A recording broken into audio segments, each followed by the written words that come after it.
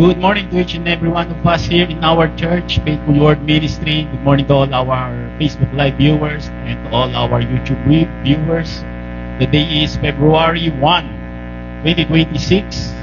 Our topic for this morning, imitators of Jesus Christ, walking in light. Our Sunday format service consists of 4 parts: sound indoctrination, admonition, edification, and exhortation. Now, let us go first to our sound indoctrination. Again, our church, we call it Faithful Word Ministry, coming from the letter of Apostle Paul to Titus, chapter 1, verse 9, holding fast the faithful word, as ye have been taught, that he may be able by sound doctrine, both to exhort and to convince gainsayers. Now, why are we using the sound doctrine? Because we rightly divide the word of truth. And again, sound doctrine is a doctrine of truth without confusion, malinaw na maintindihan ng mga tao. At kung bakit natin nagagawa ito is because we study to show ourselves approved unto God, a workman that need not to be ashamed, rightly dividing the word of truth. Letter of Paul to Timothy in his second book, chapter 2, verse 15. Now, the question is, ano ang mangyayari kapag hindi nagra-rightly divide ang isang church? Kapag hindi nagra-rightly divide po ang isang church, hindi niya po mapapalay yung tinatawag na sound indoctrination. Wala po siyang sound doctrine. So, mangyayari sa kanya, distorted view on God's plan. Ito po yung tinatawag na God's plan. Makikita po natin, time past but now, ages to come. And then merong Genesis to Malachi, Matthew, Mark, Luke, John. Makikita po natin dyan ang indoctrinasyon ay yung tinatawag na justification by law through works. Mapapawalang sala po ang isang tao sa pamamagitan ng kautusan, sa pamamagitan ng kanilang mga gawa. At makikita po natin dito yung tinatawag na middle wall of partition, kung saan ito po ay hindi kasama yaong mga hentil, sapagkat ito po ay para lamang sa mga Israelita. And then makikita po natin yung cross, makikita po natin yun yung arrow down, pababa. Ibig sabihin po ay nawala na po yung pakikipag-ugnayan ng Diyos sa kanila. Ito po ay nangyari sa Acts chapter 7 nang patayin nila si Esteban. At pagkatapos po nito ay makikita po natin nagkaroon ng Paul's calling, ang pagkakatawag kay Apostol Paul sa Damascus, doon sa Acts chapter 9, at doon po nabuo yung mystery. May nireveal po ang Panginoon Jesucristo sa Apostol Pablo. Yun po yung tinatawag na mystery. Yun naman po ay yung tinatawag na justification by grace through faith. Ngayon po ay magkakaroon na ng kapatawaran ng isang tao sa biyaya na po, sa pamamagitan na po ng pananampalataya. Hindi na po doon sa justification by law through faith. And then magkakaroon po ng caught up. Makikita po yan sa 1 Corinthians chapter 15. Tayo po ay mako-caught up, o sa salitang Latin ay mara-rapture. At habang tayo po ay nasa ulap, nasa sangkalangitan, ay nagaganap po yung tinatawag na 7-year tribulation doon sa Daniel chapter 9. At pagkatapos po ng 7 taon ay makikita po yung isang araw na pababa. Ito po yung pagbaba ng Panginoong Jesucristo sa Israel para sa kanyang millennial reign, o yung sa kanyang paghahari sa bansang Israel. Ito po yung programa ng Diyos. At kapag hindi po nagra-rightly divide ang isang church, hindi niya po alam kung ano yung plano ng Diyos. Mapapaghalo-halo niya po ito. Yung mystery po, mapupunta sa Matthew, Mark, Luke, John. Yung law po, mapupunta sa Romans to Philemon. Magkakahalo-halo na po yung turo niyan. Bakit? Sapagkat hindi po sila nagra-rightly dividing the word of truth, distorted po yung God's plan sa kanilang mga indoctrination. Second, weak handling of the gospel. Dito na po mapasok yung nalilito na sila. Talaga nga bang kailangan lang pananampalataya? Hindi ba talaga kailangan ng gawa? Nalilito na po sila. Sapagkat may mga talata po sa Biblia na nire-require yung paggawa para sa kaligtasan, bukod pa sa pananampalataya. At dahil hindi sila nagra-rightly divide, wala sila sa sound doctrine, nagkakaroon na po yung tinatawag na performance base para makamit ng isang tao yung grace. In other words, distorted po yung gospel nila. Hindi na nila alam kung paano nila ituturo yung gospel. In fact, nagiging prosperity gospel na yung iba sa sobrang kalituhan nila kung ano nga ba yung tunay na nilalaman ng gospel. Why? Because they don't have sound indoctrination. Number 3, leadership abuse and manipulation. Dito na nagkakaroon ng segmentasyon. Nakasegment na yung pastor, nakasegment na yung leaders, meron na ang tinatag na mga Sunday school teacher, may deacon, may board of elders, may mga ganun-ganun na po. Ginaya na po nila yung organizational structure ng mga private. May president, may vice president, tas mga members, ganun. Sapagkat di po nila nalalaman yung tinatawag na body of Christ na ang nagsisilbing ulo nito ay ang Panginoong Jesucristo. Kung kaya't nagkakaroon na po ng leadership abuse and manipulasyon. Number 4, emotion over faith. Kapag ang katotohanan hindi na maliwanag sa isang tao, sasandig na lang sila sa kanilang pakiramdam, sa kanilang emosyon. Dito na nila malalaman na, oo nga, may tawag nga ako ng Diyos. Dito nila malalaman na malapit nga ang Diyos sa akin sapagkat pakiramdam ko napakabait ko ngayon. Malayo ang Diyos sa akin sapagkat nakakagawa ko ng kasalanan. Di na po nila alam kung paano ang tamang pag-approach sa Diyos at ang tamang pag-approach ng Diyos sa tao sapagkat sa sobrang kalituhan nila, yung emosyon na nila ang nananaig at nawawala na po yung pananampalataya. Why? Because they don't have the fundamental principles of indoctrination. Hindi kagaya ni Faithful Word Ministry, nandun po tayo sa fundamental principles natin. Ano po ito? Ito po yung Apostle Paul only, yung gospel niya lamang po yung sinasandigan natin.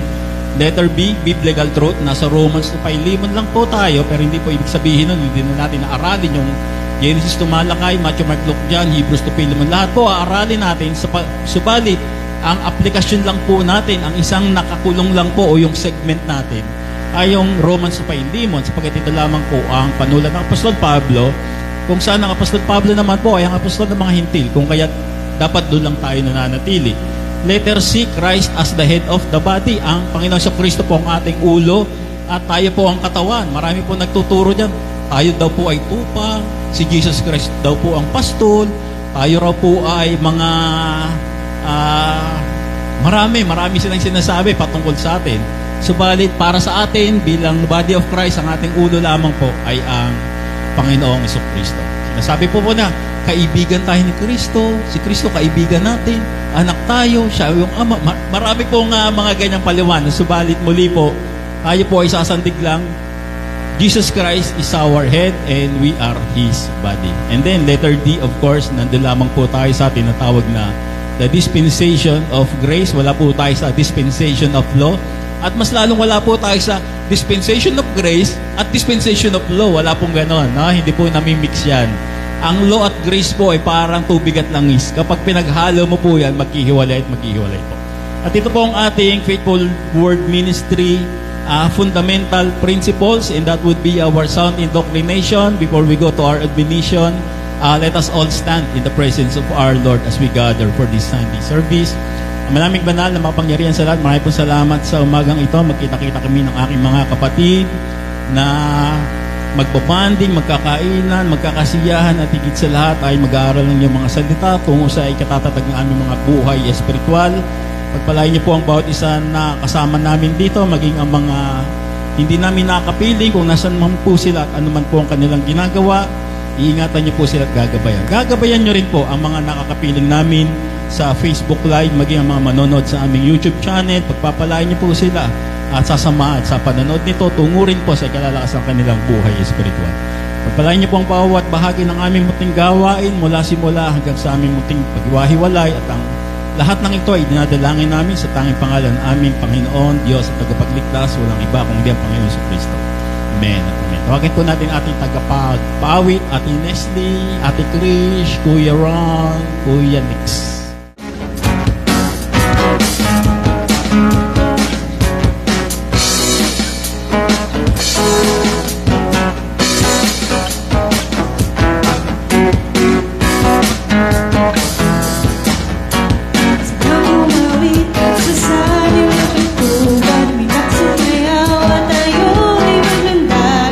Siya'y sumbahin ng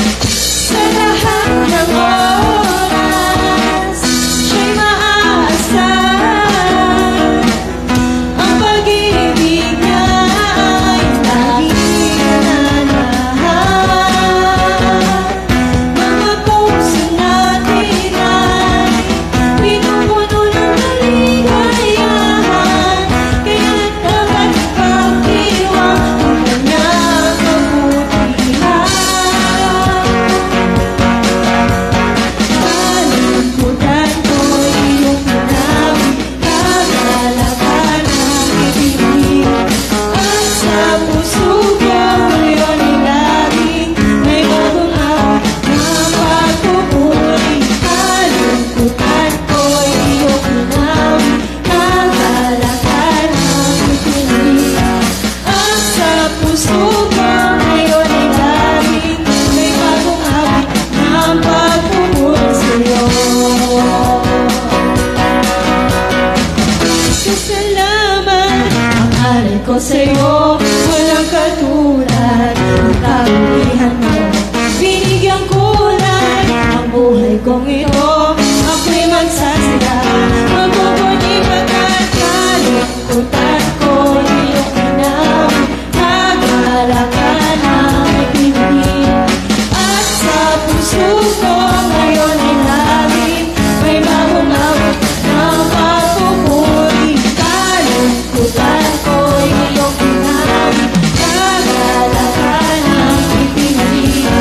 At sa puso ko ngayon ay laging may bagong awit na pagpupuri sa'yo. Isang bato sa salamat.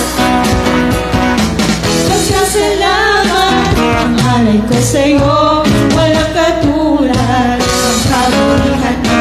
Binigyan ko lang ang buhay kong ito, ako'y magsasaya. Mapupuni pagkat kalungkutan ko iyong pinawi, kagalakan ang ipinili. At sa puso ko ngayon ay laging may bagong awit na pagpupuri. May bagong awit na pagpupuri. May bagong awit na pagpupuri sa'yo.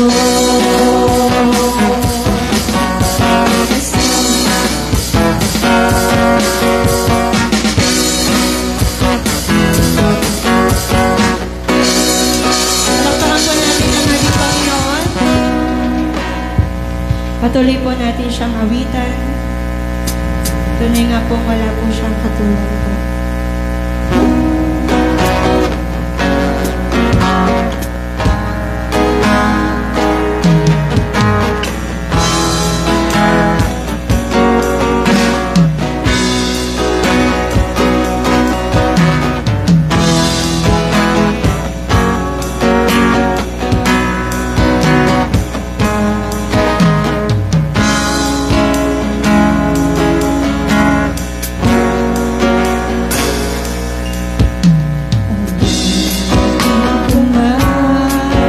Lahat ng awit sa mundo, di kayang ilarawan.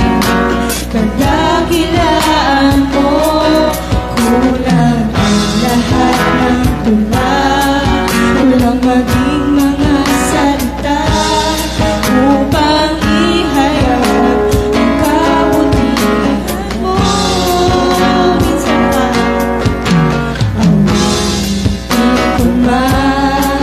lahat ng awit sa mundo, di kayang ilarawan. Kadakilaan mo, kulang ang lahat ng tula. Kulang maging mga salita upang ihayag ang kabutihan mo. Wala kang katulad, wala nang hihigit sa'yo. Wala kang katulad.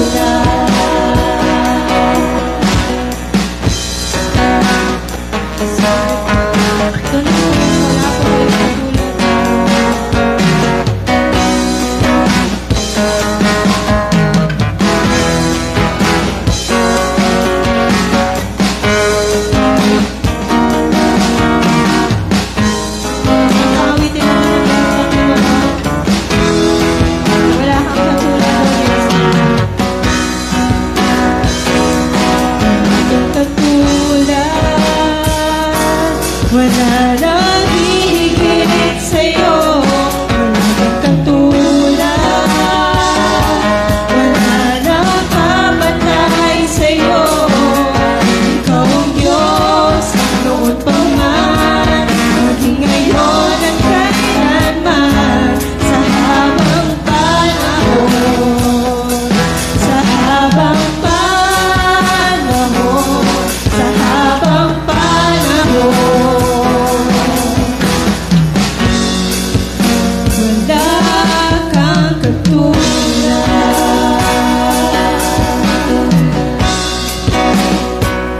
Yes, Lord, tunay pong malapit. Salamat Ate Neslie, Kuya Ron, Ate Trish, Kuya Nix, para sa ating mga awitan. Now let's go to our admonition. Of course, our admonition is about Paul's warnings sa body of Christ. And we all know that Paul is not only edifying the body of Christ, but he likewise gave us warnings about so many personalities that deceives the body of Christ. And number one is the deceptive appearance of these personalities. The Bible strongly warns about pastors or leaders appears righteous outward, panlabas, but deceptive inwardly, panloob nila, nandadaya sila, often disguising themselves with good appearances while leading people astray. Palagi silang nagdi-disguise, nagpapakilala ng mga tila baga mabubuting pag-uugali, samantalang inililigaw naman nila yung mga tao. Hiramin natin yung sinasabi ni Apostol Pedro sa mga Israelita kung saan ay may pagkakahalintulad, kung saan ay may mga personalidad na mga sinasabing huwad na nagtuturo ng maling aral. Sa chapter 2 verse 1 ng ikalawang Pedro, may darating sa gitna ninyo ng mga huwad na guro. Lihim silang magtuturo ng mga maling aral na ang dulot ay kapahamakan. Inuha po natin yung sulat ng Apostol Pedro. Ang Apostol Pedro po ay para sa Israel at hiniram po natin, hindi po ibig sabihin na ayan si Brother Mel nagtuturo ng mga salita ni Apostol Pedro. Hindi po ganon. Tayo po ay para sa Apostol Pablo. At kung meron pong pagkakahalintulad kagaya ng mga maling aral at mga huwad ng mga guro, ay maaari nating ikumpara sa sinasabi ng Apostol Pablo. Number 2, anti-Paul indoctrination. Sabi sa 1 Corinthians 11:1, be ye followers of me, even as also am of Christ.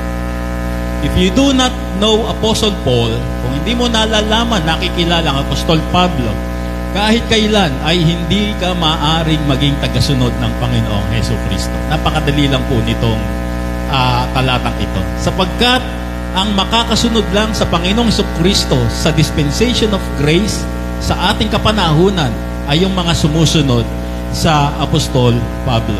In other words, kapag hindi ka sumusunod sa Panginoong Jesucristo, anti-Christ ka. Napakadali lang po nun. Kahit nasabihin mo na nagpo-proclaim ka na bilang pastor, nagtuturo ka ng mga katuruan patungkol sa banal na kasulatan, sinasabi mo yung mga bagay na yan, pero hindi mo nakikilala ang Apostol Pablo, anti-Christ ka pa rin. False preacher ka pa rin. Kahit na ikaw ay aktibo sa maraming mga ministry at sa mga nagpa-participate ka sa mga churches, nami-misapply mo yung mga bagay na yan sapagkat ikaw ay anti-Christ. Why? Sapagkat ikaw ay anti-Paul indoctrination, hindi ka sumusunod sa Apostol Pablo. Number 3, works underneath faith. Ang sabi sa Colossians chapter 2 verse 6, yamang tinanggap na ninyo si Kristo Jesus bilang Panginoon, mamuhay kayo na may pakikipag-isa sa Kanya. Magpakatatag kayo at isalig ninyo sa Kanya ang inyong buhay. Magpakatibay kayo sa pananampalatayang itinuro sa inyo at lagi kayong magpasalamat sa Diyos. Mag-ingat kayo upang hindi kayo mabihag ninuman sa pamamagitan ng mga walang kapuluhang karunungan at pandaraya na ayon sa mga tradisyon ng mga tao at mga alituntunin ng mundong ito, at ang mga ito ay hindi ayon kay Kristo. In other words, nung panahon ng Apostol Pablo na may natanggap ng biyaya ang mga mananampalataya, na nalalaman na nila na ang kaligtasan ay sa pamamagitan lamang ng pananampalataya, nakikita ng Apostol Pablo na may mga nanggugulo sa body of Christ. Napilit silang binibihag at hinahaluan ng performance yung pananampalatayang mayroon sila. At ito raw ay sa pamamagitan ng mga walang kabuluhang karunungan at gamit yung mga tradisyon. Marami pong churches ngayon yung mga ganyan. Puro tradisyon na lang po yung kanilang mga ginagawa. Hinahaluan po nila ng performance at tradisyon yung pananampalataya na mayroon ka sapagkat nais ka nilang guluhin, nais ka nilang lituhin sapagkat ito nga yung sinasabi ng Apostol Pablo na winawarning niya, mayroon diyang mga lalabas na mandaraya. Nagagamit ng mga tradisyon at mga alituntunin para lituhin ka. Ayan po ang ginagawa ng mga yan. Number 4, self-serving motives. Of course, lagi nating binabasa ito. For they that are such serve not our Lord Jesus Christ, but their own belly. Saan nila ginagamit itong mga sarili nilang mga ninanais na makuha? By good words and fair speeches. Sa pamamagitan ng magagaling na pananalita at malalambing na mga tinig, ay dadayaan nila yung mga puso ng mga simple lang na mga miyembro, yung mga tahimik lang, mga simple lang, dadayain nila. Nakikilala nila yung mga may mga simple hearts. At kayang-kaya nila itong dayain gamit ang kanilang good words and fair speech. Number 5, self-made doctrine. Ito po yung mga hindi sinasabi sa Biblia, hindi nyo makikita sa Biblia, hindi nyo mababasa sa Biblia, hindi nakasulat sa Biblia at kailanman ay hindi itinuturo ng Biblia. Ano ito? Altar call. Wala po sa Biblia niya. Accept Jesus as personal Lord and Savior. Wala po sa Biblia niya. Great Commission. Wala pong mababasa. Statement of Faith. Wala po. Salitang mission, missionary. Wala po. Wala pong ganyan. Mission, missionary. Wala pong nakalagay sa Biblia niyan. Meron po ambassador. Pero wala pong missionary. Cell group, sunrise service, prayer warriors, don't watch, at marami pa pong iba, wala pong mababasang ganyang mga panulat sa banal na kasulatan. At ito naman po yung mga hindi na applicable sa panahon natin ngayon. Pastor, bishop, elders, deacons, intercessors, ordination, confession, born again, water baptism, Lord's Supper, tongues, or yung speaking in tongues, first fruit tithes, among others, hindi na po applicable sa atin yan. Kahit po gawin nila ng gawin yan, hindi na po yan kinikilala ng banal na kasulatan sa panahon natin ngayon. And that would be our admonition for this morning before we go to our edification. Let's go to our scripture reading. Let's stand together in the presence of our Lord as we read His Word. Our scripture reading will be found in the book of Ephesians chapter 5, verses 1 to 20. Chapter 5, verse 1. Be ye therefore followers of God as dear children. Verse 2. And walk in love as Christ also hath loved us, and hath given himself for us an offering and a sacrifice to God for a sweet-smelling savor. But fornication and all uncleanness or covetousness, let it not be once named among you, as becometh saints. Verse 4. Neither filthiness, nor foolish talking, nor jesting, which are not convenient, but rather giving of thanks. Verse 5. For this ye know, that no whoremonger, nor unclean person, nor covetous man, who is an idolater, had any inheritance in the kingdom of Christ and of God. Verse 6. Let no man deceive you with vain words, for because of these things cometh the wrath of God upon the children of disobedience. Verse 7. Be not ye therefore partakers with them. Verse 8. For ye were sometimes darkness, but now are ye light in the Lord. Walk as children of light. Verse 9, For the fruit of the Spirit in all goodness and righteousness and truth. Verse 10, Proving what is acceptable unto the Lord. Verse 11, And have no fellowship with the unfruitful works of darkness, but rather reprove them. Verse 12, For it is a shame even to speak of those things which are done of them in secret. Verse 13, But all things that are reproved are made manifest by the light. For whatsoever doth make manifest in light is light. Verse 14, Wherefore he said, Awake thou that sleepest, and arise from the dead, and Christ shall give thee light. Verse 15, See then that ye walk circumspectly, not as fools, but as wise.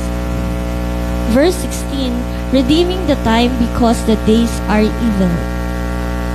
Verse 17, Wherefore, but ye not unwise, but understanding what the will of the Lord is. Verse 18, And be not drunk with wine, wherein is excess, but be filled with the Spirit.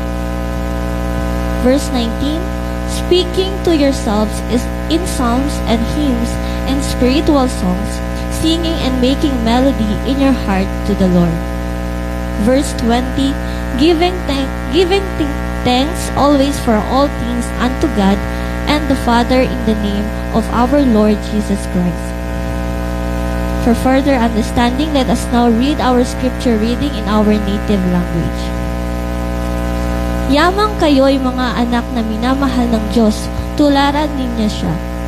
At mamuhay kayo sa pag-ibig tulad ni Kristo na umiibig sa atin, na ibinigay ang kanyang buhay bilang pag-aalay para sa isang mabangong handog sa Diyos.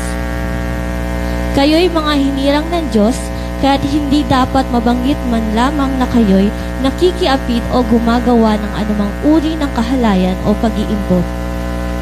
Huwag din kayong gagamit ng anumang malaswa o walang kabuluhang pananalita at pagbibirong di nararapat. Sa halip, magpasalamat kayo sa Diyos. Nalalaman naman ninyo na walang bahagi sa kaharian ni Kristo at ang Diyos ang taong nakikiapid, mahalay o sakim. Ang kasakiman ay isang uri ng pagsamba sa Diyos-Diyosan. Huwag kayong padaya kaninuman sa pamamagitan ng mga pangangatuwirang walang kabuluhan, sapagkat dahil nga sa mga ito, ang Diyos ay napupuot sa mga suwain. Kaya't huwag kayong makikisama sa kanila. Dati kayo'y nasa kadiliman, ngunit kayo'y nasa kaliwanagan na, sapagkat kayo'y nasa Panginoon. Mamuhay kayo ngayon nang nararapat sa mga taong nasa liwanag.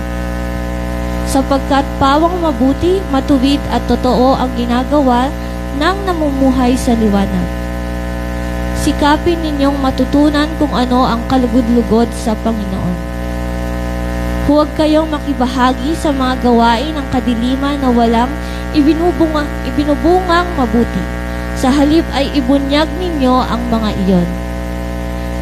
Kahiya-hiyang mabanggit man lamang ang mga bagay na iyon na ginawa nila ng lihim. Ang lahat ng nalalantad sa liwanag ay nakikilala kung ano talaga ang mga iyon. At nalalantad ang lahat dahil sa liwanag. Kaya't sinasabi, gumising ka, ikaw na natutulog, bumangon ka mula sa libingan at liliwanagan ka ni Kristo. Kaya mag-ingat kayo kung paano kayo namumuhay. Mamuhay kayong tulad ng matatalino at di tulad ng mga mangmang. Gamitin ninyo ng lubusan para sa mabuti ang bawat pagkakataon, sapagkat puno ng kasamaan ang kasalukuyang panahon. Huwag kayong maging hangal. Sa halip, unawain ninyo kung ano ang kalooban ng Diyos. Huwag kayong maglalasing, sapagkat sisirain lamang niyan ang inyong buhay. Sa halip ay dapat kayong mapuspos ng Espiritu. Sa inyong pag-uusap, gumamit kayo ng mga salmo, mga himno, at mga awiting spiritual. upang puso kayong umawit at magpuri sa Panginoon. Lagi kayong magpasalamat sa Diyos na ating Ama dahil sa lahat ng bagay, sa pangalan ng ating Panginoong Hesukristo. Pagpalain ng Diyos ang pagkakabasa ng kanyang mga salita, maaari na po tayo maupo sa presensya ng Diyos. Aming salamat, Ate Divina, sa pagkakabasa ng salita ng Diyos. It seems Paul speaks what he wants to bring a message to each and every one of us. In fact, kung babasahin yung binasa ng Ate Divina, parang hindi na kailangan na i-expound. It seems maliwanag naman yung mga signal ng Apostol Pablo, paano niya nilathala itong mga pananalita niya.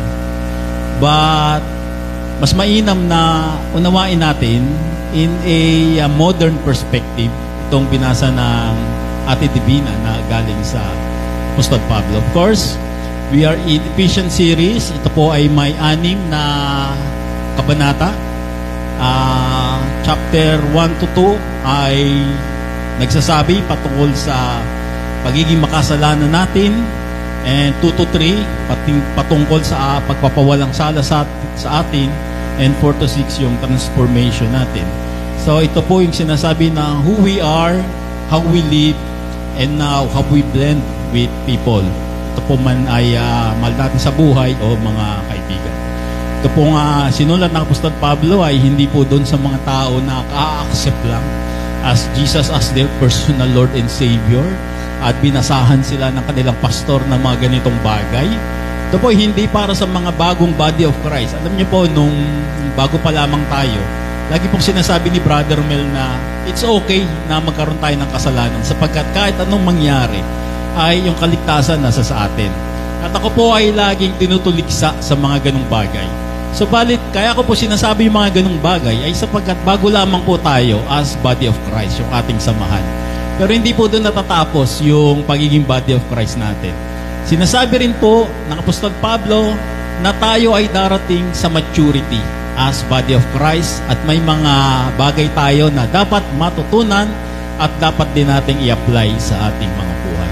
At after 3 years po, narito na nga po tayo bilang mga mature body of Christ. At handa na po tayo na i-transform yung mga bagay tungo sa ikaayos ng ating mga buhay dito sa sanlibutan. So, Ephesians chapter 5 verse 1 to 2 ang sabi, "Be ye therefore followers of God." So, makikita po natin agad dito yung sinasabi ng Apostol Pablo, yamang kayo'y mga minamahal na anak ng Diyos. So, bilang matured body of Christ, sinasabi mo dapat sa sarili mo, ayon kay Pablo, ako ay tagasunod ng Diyos. Sapagkat ito po ang primerang sinasabi ng Apostol Pablo. As children, and walk in love, as Christ also had loved us, and had given Himself for us an offering, and as a sacrifice to God who for a sweet-smelling savor. So ito po yung sinasabi dito ng Apostol Pablo sa 1 to 2, a matured body of Christ would say, I am a follower of God, and then I will walk my life in love because Christ loved me. And then I will sacrifice myself for body of Christ. Hindi po itataya natin yung buhay natin. We will sacrifice maybe yung oras natin, yung panahon natin, para makasama natin itong body of Christ. And sometimes bumibili tayo ng mga foods, nagsasacrifice din tayo for the body of Christ. Thus, the love that I live come from Christ, not me. In other words, yung pag-ibig na isa sa pamuhay ko, hindi ito itinuro sa akin ng pastor o sa akin, kundi ito yung sinasabi ng Apostol Pablo na magkakaroon ako ng pag-ibig sa buhay ko sapagkat inibig ako ng Panginoong Jesucristo. Magsasacrifice ako ng time, maybe money, pambili ng cake, pambili ng saging, mga ganon, pambili ng pandagdag sa lunch natin, sapagkat naranasan ko rin na magsakripisyo sa akin ang Panginoong Hesukristo. Meron tayong model kung bakit tayo may pag-ibig sa ating buhay at kung bakit tayo paminsan-minsan nagsasakripisyo para sa body of Christ. Hindi po ito yung naisip lang natin o itunuro lang sa atin, kundi ito po ay isang modelo mula sa Panginoong Hesukristo na ginawa niya kung kaya't ini-imitate natin yung mga bagay na ito. Verse 3 and 4, for fornication and all uncleanliness or covetousness, let it not be once named among you, as becometh saints, neither filthiness, nor foolish talking, nor jesting, which are not convenient, but rather giving of thanks. Bilang mga pinili na ng Diyos, hindi na daw dapat tayo gumawa ng mga, alam naman natin yung mga bagay ni pakikiapid, kahalayan, pag-iimbot, wag daw natin gagamitin yung mga malalaswa at walang kabuluhang pananalita at pabibirong hindi nararapat. Instead, magpapasalamat daw tayo sa Diyos. So, a matured body of Christ ay live compatible doon sa body of Christ. Dapat yung pamumuhay ko ay compatible doon sa pamumuhay na dapat ginagawa ng isang body of Christ or yung isang tao nakatanggap ng biyaya ng Diyos sa pamamagitan lamang ng pananampalataya. Hindi po pwedeng sasabihin ko na ako ay may biyaya, ako ay may grace and peace, subalit ang aking pamumuhay ay taliwas doon sa kung ano yung aking kalikasan. Halimbawa po, no, yung isang aso, hindi naman po siya mimiyaw. Iba yung kalikasan ng aso sa pusa, magkaiba sila. Kung kaya't yung ating kalikasan, buhat nang tayo ay nakatanggap ng biyaya, dapat compatible doon sa ating physical na pamumuhay. I will live contrary to lust and greed. Dapat contrary ako doon sa immorality na sinasabi ng Apostol Pablo. I will watch my mouth on foolish and jesting talking. Nag-iingat ako sa mga sinasabi ko patungkol sa mga walang kabuluhang bagay, lalo na doon sa mga pagbibirong hindi maganda para sa pandinig ng mga tao. I give thanks to God instead of envy to none body of Christ. Si hindi body of Christ, Sunday pa lang naka-ready na yung mesa nila. Naka-ready na yung red horse nila. May pitchin na, may lechon manok na, may sisig na. Tayo, nagpa-plancha ng damit, pupunta dito sa gawain. Mas komportable yung buhay nila. Pero sabi ng Apostol Pablo rito, tayong maiinggit sa mga yan. Sa halip, magpapasalamat tayo sa Diyos. Tapos sila mayayaman, ano? May mga SUV, mapepera. Tapos tayo, hindi naman tayo gano'n. Nagko-commute lang tayo, nahihirapan tayo. Sabi ng Apostol Pablo, tayo maiinggit sa mga ganyan. Sapagkat nasa ibang dimension sila. Nasa ibang dimension tayo. Tayo ay may hinaharap na tinatawag na blessed hope. Sila wala. Kapatay nila, wala na sila. Tayo meron pa. Meron tayong tinatawag na blessed hope. Sa verse 5, nalalaman naman ninyo na walang bahagi sa kaharian ni Kristo at ng Diyos ang taong nakikiapid, mahalay o sakib. Ang kasakiman ay isang uri ng pagsamba sa Diyos-Diyosan. So, we should always think na kapag sinundo na ako ng Panginoong Hesukristo sa sangkalangitan, iba yung ugali doon sa mga sangkalangitan. Kaya dapat itong mga ugali na sinasabi ng Apostol Pablo dito pa lang, hindi na natin inuugali, hindi na natin pinapractice, sapagkat sa kingdom ng Panginoong Hesukristo, pag akyat natin doon, hindi yun yung dapat nating buhay. Kaya dito pa lang, ayusin na natin yung mga buhay natin. In other words, practice na pangsangkalangitan na pamumuhay. Verse 6, huwag kayong padaya kanino man sa pamamagitan ng mga pangangatwirang walang kabuluhan. Let no man deceive you with vain words. So ano po ba yung vain words? Ang vain words po ay hindi yung salita na walang kabuluhan. Ang vain words po ay magaling siyang magsalita, nakaka-convince siya, pero walang katotohanan yung mga sinasabi niya. Okay? Ha? Hindi yung vain words na nagsasalita siya ng ito naman, wala namang katuturan yung sinasabi nito. Vain words, hindi po yon. Ang vain words, nagsasalita siya sa iyo, nakukonvince ka niya, halos naniniwala ka na, pero kung titingnan mo yung esensya ng kanyang sinasabi, walang silbi, walang katotohanan. Nagsisinungaling lang to. At marami tayong mga taong nakasalamuha na ganyan. Magagaling silang magsalita, nakukonvince ka, pero at the end of the day, kung pag-aaralan mo yung sinasabi niya, pag-iisipin mo, walang katotohanan yung sinasabi niya. Let no man deceive you with vain words, for because of these things cometh the wrath of God upon the children of disobedience. Huwag po tayong maiinggit sa mga magagaling na magsalita na nakaka-convince ng mga tao, pero sa mali-maling paraan yung mga sinasabi nila. Yung mga ganun daw ay naghihintay ng puot ng Diyos. Sila po ay itinuturing na suwait. In other words po, kung pupunta po tayo sa mga denominasyon, oo, magagaling itong mga pastor na to, nakaka-convince sila, kaya nga po sila may mga malalaking kongregasyon, pero yung sinasabi nila, convincing lang. Pero vain words siya. Walang katotohanan yung mga sinasabi nila. Of course, primarily because they do not know what is sound doctrine, they don't rightly divide the word of truth. Kaya huwag kayong makikisama sa kanila. Ha? Huwag daw tayo makikisama sa mga ganitong bagay. Of course, sa mga nagiinuman, hindi tayo nakikisama. Of course, sa mga nagsusugal, hindi tayo nakikisama. Now, ang tanong, yung boss ko po, Brother Mel, hindi naman siya Christian, hindi naman po siya body of Christ. Pakikisamaan po natin sila kasi boss natin sila. Pero hanggang doon lang yon. Pero kapag yung may mga gagawin na sila na alam naman natin na makakasama, maaari naman tayong tumanggi. Of course, on a business side, okay lang tayo. Maybe, kakain, party, yes, oo. Occasionally, may mga konting celebration, yes, oo.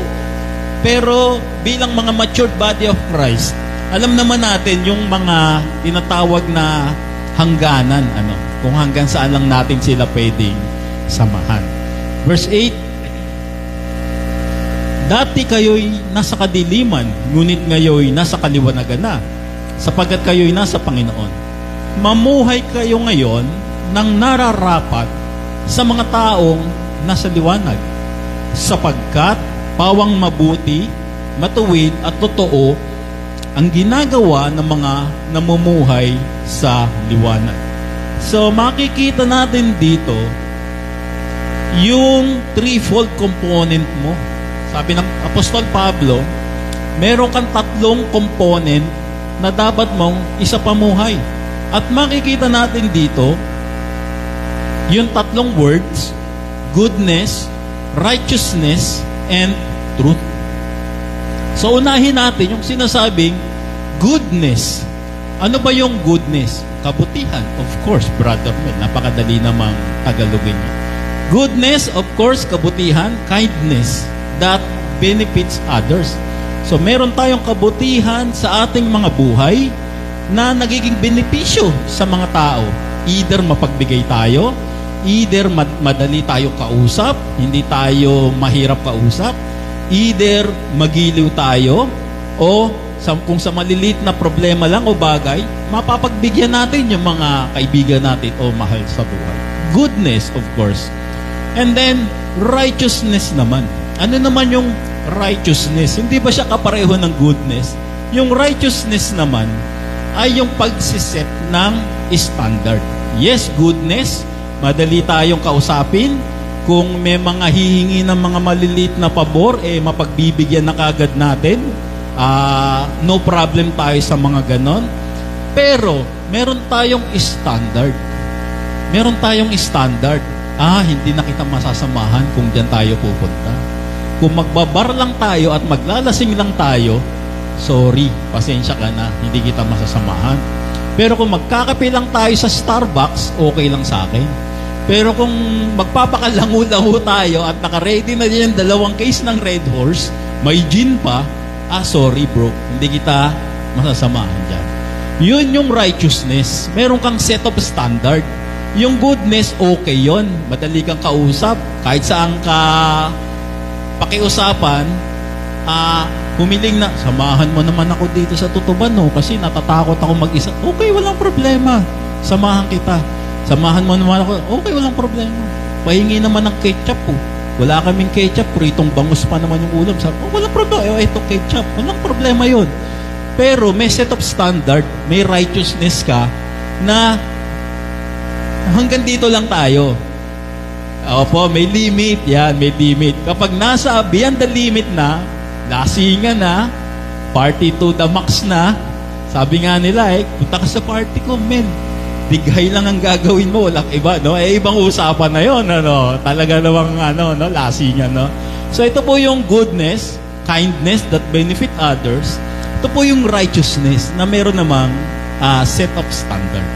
And then, the truth, ito naman yung sincere, no falsehood and hypocrisy.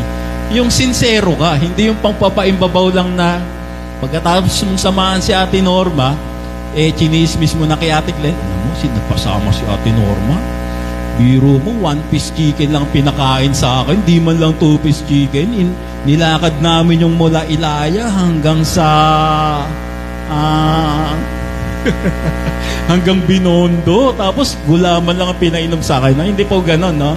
Sincero po tayo. Pakainit ka man o hindi, sasamahan mo si kapatid o si kaibigan kasi sincero ka sa kanya. Gusto mo siyang tulungan, gusto mo siyang suportahan sa mga nais niya.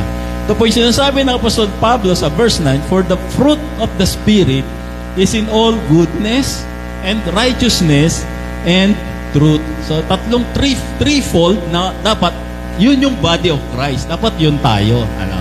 Goodness, righteousness, and truth.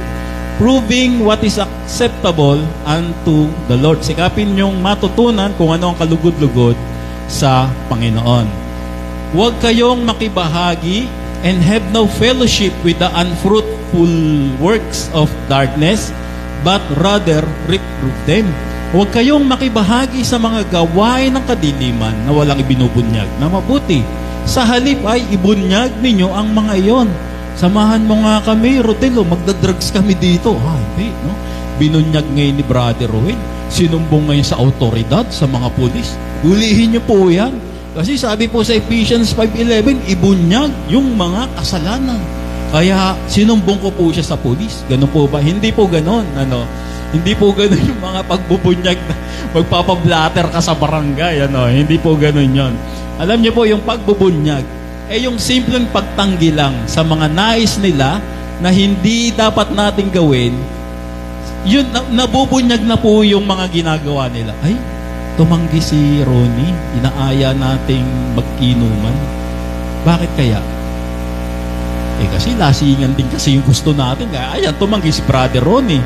Siguro kung kain lang o konting juice lang, tsaka okay siya.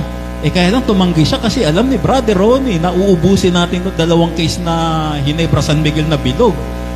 Yun, no? Yung word na laklakan talaga. Yun po, kapag tumanggi si Brother Ronnie, isang pagbubunyag na po yun na malaman nila na hindi nga tama itong ginagawa natin. So pareho din sa sinasabi ng Apostol Pablo na huwag niyo sasamaan yung mga ganyang bagay. Magkakaroon tayo ng righteousness, yung limit kung hanggang saan lang tayo maaring makisama sa kanila. Kahiyahiyang mabanggit man lamang ang mga bagay na iyon na ginagawa nila ng lihim. Of course, alam naman natin yung mga bagay na iyon. Halimbawa, pupunta tayo sa lugar ni Brother Ron. Si Brother Ron, lakas uminom niya. Lakas uminom niya ni Brother Ron. Ubus niya nga yung isang case ng Red Horse. Ganun ba? Diba, nakakahiya nga naman. Sabi ng Apostol Pablo, nakakahiya tayo kung makikilala tayo o mababanggit yung pangalan natin na sa mga ganyang bagay. Which is, of course, para sa matured body of Christ ay iniiwasan na yung mga ganitong bagay. ang lahat ng nalalantad sa liwanag ay nakikilala kung ano talaga ang mga iyon.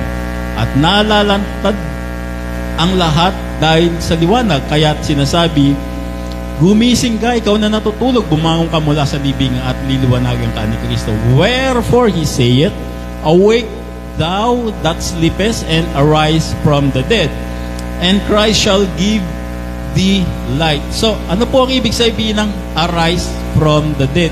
Means, iiwan na po natin yung estado ng buhay natin nung patay pa yung espiritu natin. Sapagat hindi pa tayo nakakilala sa Diyos noon. Wala pa tayong grace na tinatanggap noon. Hindi pa natin nalalaman yung mga aral ng mga apostol Pablo kung kaya tayo ay patay pa sa espiritu. At ang sinasabi dito, iwan mo siya, yung pagiging patay mo sa espiritu, sapagkat ngayon ay buhay ang iyong espiritu at mayroon ng Holy Spirit na namumuhay sa buhay mo. Kung kaya't ang sabi dito, arise from the dead. Turning away from our old self, papunta sa bagong buhay na kasama na natin ang Panginoong Jesucristo. Kung saan ito yung tinutukoy na kapag ginawa mo yan ay liliwanagan ka na ng Panginoon. Ito na ngayong kaliwanagan. Ano ibig sabihin ng liwanag dito? Nandun na yung truth, nandun yung righteousness, nandun yung goodness na tinalakay kanina ng Apostol Pablo na a while ago na sinasabi natin. Verse 15, see then that ye walk circumspectly, not as fools, but as wise. Mag-ingat kayo kung paano kayo namumuhay. Mamuhay kayong tulad ng matatalino at hindi tulad ng mga mangmang. So avoid being careless. Iiwasan natin yung maging, ano ba ibig sabihin ng careless sa Tagalog? Careless. Hindi maingat. Yung hindi maingat sa ating pamumuhay, no? Hindi po tayo maaring, ay naku, gusto ko maging careless. Ayoko na nagkakasala. Ayoko maging impluwensya ng mundo. Titira na lang ako sa bundok kung walang tao, ako lang mag-isa. Hindi naman po maaaring ganon. Hindi po pwedeng mag-isa lang tayo para maiwasan natin yung mga tukso. Dito po tayo sa kabihasnan, subalit mamuhay po tayo ng careless. Bibigyan naman po tayo ng Panginoong Jesucristo ng katalinuhan para maging matalino tayo sa paglakad natin sa mundo kaysa yung mga namumuhay sa bundok. Alam nyo po, di ba? May maraming ganun sa bansa natin. Sa bundok sila nagkukuta, tapos doon sila nagsisimpa-simpa, mga nakaputi sila. Hindi po ganun yung pamumuhay ng careless. Ito po yung pamumuhay dito sa normal na paraan, subalit pamumuhay na may pag-iingat sapagkat ang ating mundong ginagalawan ay mapandayang mundo. Verse 16, redeeming the time because the days are evil. Gamitin ninyo ng lubusan para sa mabuti ang bawat pagkakataon sapagkat puno ng kasamaan ang kasulukuyang panahon. Now, ang sabi dito, hindi lang daw tayo mag-iingat sa ating pamumuhay, kundi sasamantalahin din daw natin. Ano ba yung ibig sabihin ng sasamantalahin?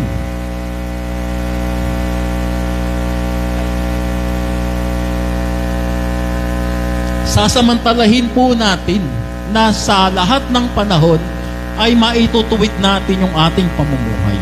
Sasamantalahin natin na sa lahat ng pagkakataon ay makapamuhay tayo na maging matuwid sa harapan ng Diyos. Sasamantalahin natin yung panahon na maging impluwensya tayo sa napakasamang mundo ito na maibahagi natin kung ano yung sinasabi na mystery na sinasabi ng Panginoon Jesucristo sa Apostol Pablo. Yung tinatawag na grace and peace, yung makatotohanang aral na galing sa Apostol Pablo. Sasamantalahin po natin yung mga bagay na iyon. Amen po. Huwag natin sasayangin yung panahon. Ephesians 5:17, wherefore be ye not unwise, but understanding what the will of the Lord is. Huwag kayong maging hangal, sa halip unawain ninyo kung ano ang kalooban ng Panginoon. Para sa mundo po, ano po ba yung pagiging hangal? Ang pagiging hangal po sa buong mundo, sa mundo, sa sanglibutan, ay yung hindi ka nakapag-aral academically. Kapag elementary lang ang natapos mo, kikilalanin ka ng mundo as hangal.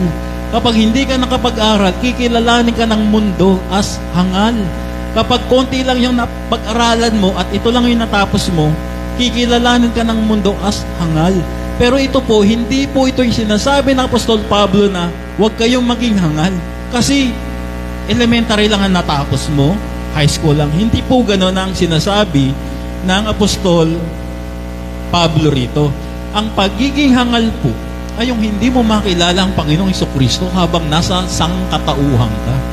Nabuhay ka ng mayaman, nabuhay ka ng marangal, lahat nasa iyo. Pero kung pagkatapos ng maikling buhay mo niya sa mundo at hindi mo nakilala ang Panginoong Hesukristo, hangal ka. Yan ang sinasabi ng Apostol Pablo. Kaya ang sabi dito niya, huwag kayong maging hangal. Huwag tayong maging hangal sapagkat kilala natin ang Panginoong Hesukristo. Namumuhay tayo sa grace and peace at bukod pa ron, hindi naman tayo nag-ahangad na yumaman. Kung yayaman, sige. Ang mahalaga, kung matatapos ang buhay natin dito, meron tayong blessed hope na hinaharap. Kung magkakasakit, karamdaman, okay lang. Pag magpagamot, kung hindi nagagaling, may blessed hope ako na mangyayari sa akin. At kung magtatagal man ako sa buhay ko na ito, hindi ako mayaman, may grace and peace naman ako na ipamumuhay. Kung hindi mo magagawa yung mga bagay na yun at hindi mo alam, hangal ka, brother. Ito sinasabi ng Apostol Pablo, huwag kayong maging hangal. Mamumuhay tayo sa grace and peace. Kung matatapos na yung buhay natin at may karamdaman, may blessed hope. Napakaganda. Huwag kayong maglalasing sapagkat sisirain lamang niyan ang inyong buhay. Sa halip ay dapat kayong mapuspos ng Espiritu. So, sinasabi ng Apostol Pablo rito, may contrast dito. Alam ng Apostol Pablo na kapag nasa ilalim ka ng banal na Espiritu, alam niya yung kagandahan at kabutihan na ibibigay nito sa ating mga buhay. Buhay espiritual at buhay pisikal. Kabaligtaran naman na kapag tayo ay walang ganitong banal na espiritu, tapos nasa impluensya ka ng alak, wala namang lasing na nagsabi, tara pare, church tayo. Kasi lasing na tayo eh. No? Kapag yan na lasing, ang punta niyan, beer house. Tuloy na natin to sa beer house, Brad. Tuloy na natin sa ganyan. Or kung ano-ano na ang gagawin, manggugulo na yan, mag-aaway-aaway na yan. O, di ba? Hindi maganda ang ibubunsod ng lasing. Walang lasing na pumunta sa DSWD at may dala siyang pagkain na sabi niya, pinapamigay ko po sa mga kababayan natin. Ha? Bakit? Kasi po lasing ako eh. Walang ganon, no? Ang lasing talagang iba ang ano niyan, iba ang patutunguhan niya kapag lasing niya. Ito yung sinasabi ng Apostol Pablo rito. Contrast yan, yung pagiging lasing tsaka yung pagiging nasa Panginoon. At hindi mo pwedeng pagsamahin na nasa banal na espiritu ka, tapos naglalasing ka. Magkokontra yan. Parang, again, langis at tubig yan, hindi pwedeng magsama.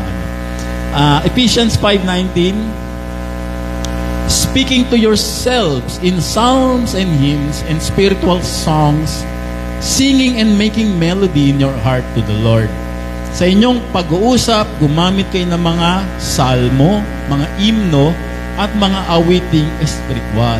Buong puso kayong umawit at magpuri sa Panginoon. Ito na po yung epekto ng Holy Spirit sa atin. Malumanay tayo mag-usap, magkwentuhan, tapos may mag-i-special number dito, may aawit, nag-aawitan tayo, just like the old Christian church in Ephesus, sabi ng Apostol Pablo. Kasi ganun ang lumang churches nung araw. Pag may gathering sila, meron silang mga awitan, may mga hymnaryo sila. Kaya tayo na-adapt natin yung hymnaryo nung 70s and 80s to encourage one another. Napakaganda habang gino-glorify natin ang Diyos. We encourage one another while glorifying God. Giving thanks always for all things unto God and the Father in the name of our Lord Jesus Christ. Lagi kayong magpapasalamat sa Diyos na ating Ama dahil sa lahat ng bagay sa pangalan ng ating Panginoong Hesukristo. So, key takeaways natin, ang dapat na iniisip ng isang matured na body of Christ. Number 1, live in love as Christ loved me. Mamumuhay ako sa pag-ibig sapagkat may umibig sa akin. Mamumuhay ako ng medyo may sakripisyo sapagkat may nagsakripisyo para sa akin. At ito'y walang iba kundi ang Panginoong Jesucristo. Guard my words. Maaari ko nang palitan yung mga pinagsasabi ko noon na walang kawawaan, walang kabuluhan, hindi nakaka-encourage. Papalitan ko siya ng mga magagandang salita and encouraging and inspiring words ang sasabihin ko. Live in a way that exposes darkness. Hindi po ibig sabihin, ibablatter natin yung mga nagiinuman. Sapat na po yung simpleng pagtanggi lang upang na-expose na rin po yung kanilang mga ginagawa kapag tayo tumatanggi. Tapos tahimik lang tayo na aalis o hindi makikisama sa kanilang mga ginagawang hindi naayon sa kalooban ng Diyos. Number 4, use time well by seizing opportunity. So, gagawin natin yung mga panahon, sayang kasi kapag nandiyan na yung mga tao, baka sakaling magustuhan nila yung Apostol Pablo, ma-encourage sila. Ito pala yung totoo, maaari kong i-adapt. Sayang naman kung hindi natin ibabahagi sapagkat alam naman na po nating lahat ang ating mga aral. And last but not the least, let Spirit's peace and joy flow daily to us. Yung grace and peace, tsaka yung joy, dapat hindi yan mawawala sa atin araw-araw. Amid problems, persecutions, trials, lahat ng maaring makadistract sa buhay natin. Karamdaman man yan, problema sa pera man yan, kahirapan man yan, okay lang yan, dadating yan. Pero dapat hindi mawawala yung kapayapaan at joy, kagalakan yan, no? Iba kasi yung happy sa joy, no? Yung happy ka lang kasi may pera ka, may bago kang damit. Pag yan naluma, naubos yung pera mo, hindi ka na happy. Pero yung joy, may pera ka't wala, nandiyan yan. Kasi kagalakan yan. Inner yan, inner. Hindi yan outer yan, joy. So, peace and joy, grace, laging nasa sa atin yan, araw-araw, hindi nababawasan, nadadagdagan pa. Amen. Amen. Magandang umaga sa inyong lahat at pagpalain tayo ng Panginoon.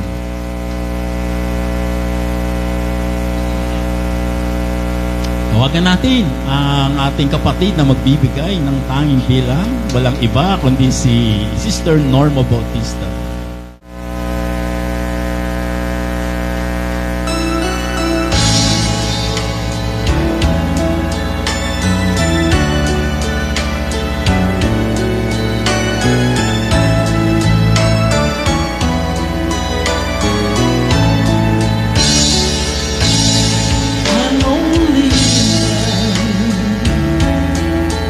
Just a woman. Help me believe in what I could be, know that I am.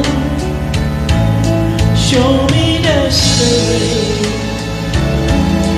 I have to run. Lord, for my sake, teach me to take one day at a time. One day that's all I'm asking of you. Just give me the strength to do everything that I have.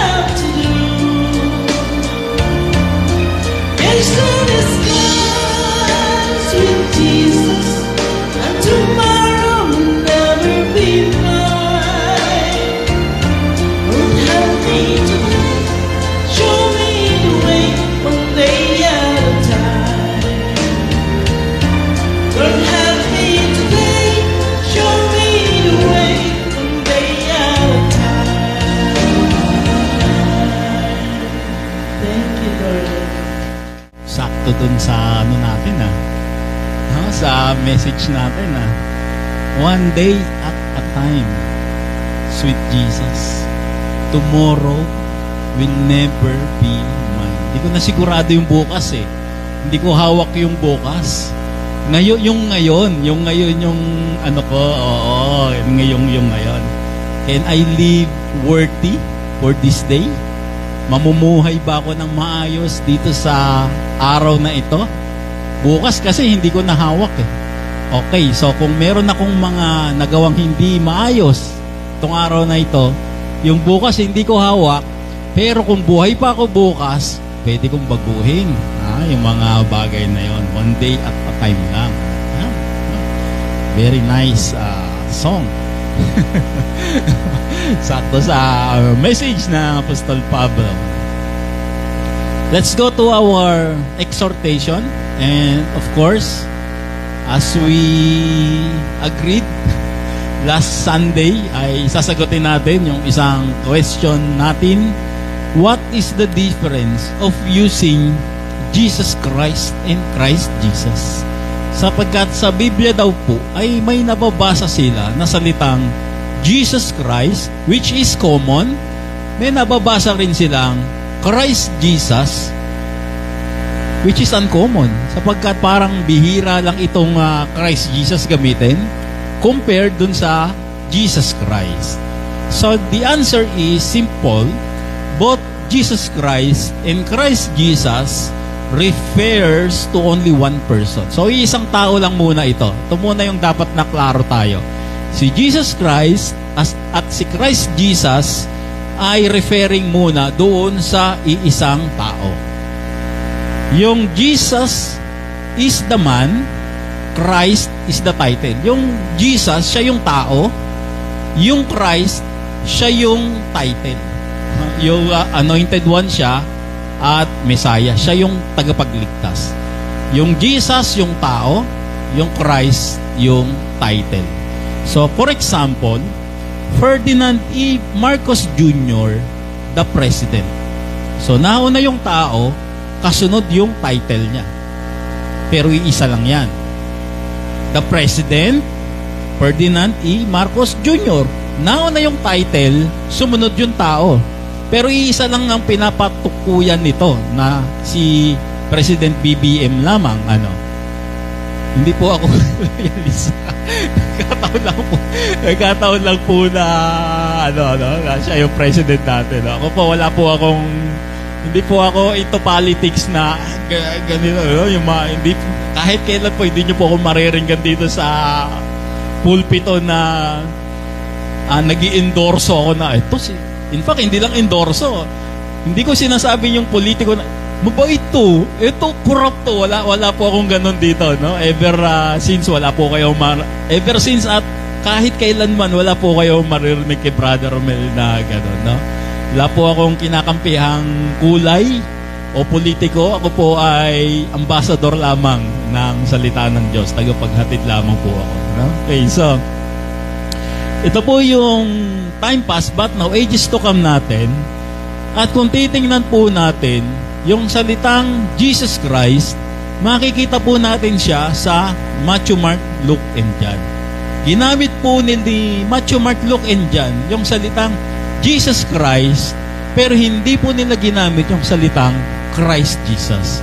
In other words po, mas pinahalagahan nila yung Jesus Christ, yung Jesus na tao na bumaba, kaysa doon sa title niya na Kristo, Anointed One, tagapagligtas, Messiah, and everything.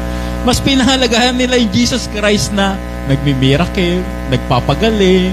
Kasi parang ang dating sa kanila ng Jesus, parang bumbero na kapag kailangan nila, nandiyan dyan, oh, Jesus, may sakit po yung anak ko, pagalingin niyo po, papagalingin. Jesus, ganito po, ganito. May bigyan ng ganito. Mahirap po kami, Jesus, ganito, wala pong makain. Gagawing tinapay yung, tsaka yung isda, pararami. Ganun naging role ni Jesus. Pero yung kilalanin nila as Christ, na tagapagligtas, Messiah, and Anointed One, halos hindi nila kinikilala. Kaya dito, Jesus Christ, Mas nauna yung pagiging tao ni Jesus Christ kaysa yung title niya as Christ. And then pagdating sa Apostol Pablo, ginamit niya yung Jesus Christ, pero ginamit niya rin yung Christ Jesus. In other words, okay kay Apostol Pablo yung tao as Jesus, tagapagligtas, pero mas mahalaga kay Apostol Pablo yung Christ kaysa dun sa Jesus na tao. Mas kilalanin nyo yung Jesus Christ bilang Kristo, bilang tagapagligtas, kaysa dun sa pagiging Jesus niya dun sa Matthew, Mark, Luke, and John. Kaya ginagamit ng Apostol Pablo rito yung Christ Jesus. So, bakit ginagamit ng Apostol Pablo yung Christ Jesus? Number one, hina-highlight niya yung role, tsaka yung uniqueness, tsaka yung deity ng Panginoong Jesucristo. Yun yung nakikita ni Apostol Pablo. Hindi lang yung Jesus na nagpagaling, nagpakain, nagmiracle, inawat yung malaking alon, tsaka yung unos. Hindi lang yun yung nakita ng Apostol Pablo. Mas nakita ng Apostol Pablo yung role niya bilang tagapagligtas, bilang body of Christ, yung kanyang deity, yung kanyang uniqueness. At yung central ng message ng Apostol Pablo, yung Christ, hindi yung Jesus. Hindi yung Jesus na nasa Matthew, Mark, Luke, and John. Kundi yung Christ na nasa Romans 2, Philemon, na walang iba na sinasabi niya, kung di, yung Jesus din na nandun sa Mark, Luke, and John. Iisa lang yun. Kaya ang sabi niya dito sa 1 Corinthians 15:1-4, how that Christ died for our sins, He was buried, rose in the third day according to Scripture.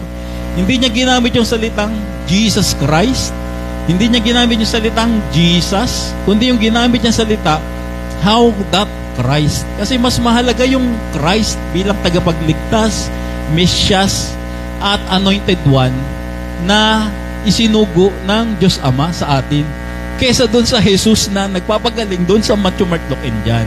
Kaya ang Apostol Pablo, mas pinapahalaga niya yung Christ kesa sa Jesus, and therefore, ginagamit niya yung salitang Christ Jesus, pero siyempre, ginagamit niya rin yung Jesus Christ. Hina-highlight niya lang yung Christ, kaya inuuna niya. And number 3, being Christ exists while Jesus is past. Wala na po yung Jesus Christ na nagpapagaling.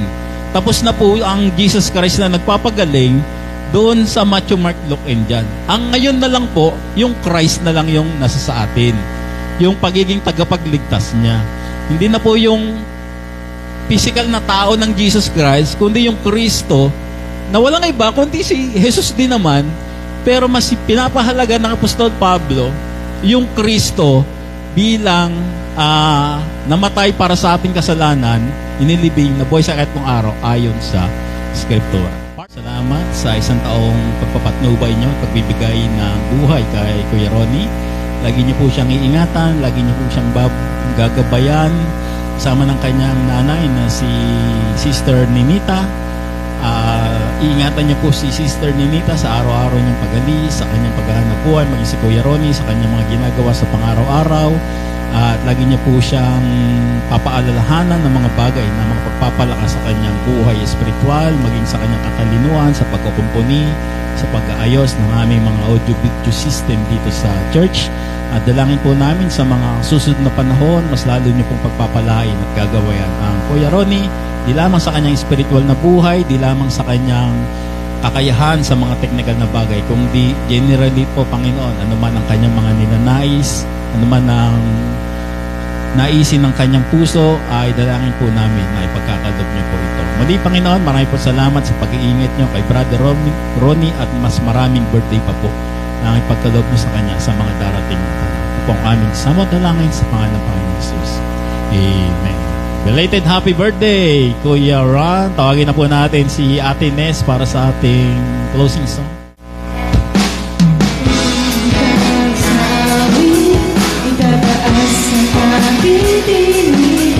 Ikatanghal sa buhay ko, namin ikaw, O Diyos.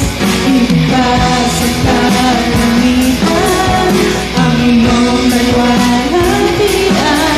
Kadakilan ko hindi mapapaglayan.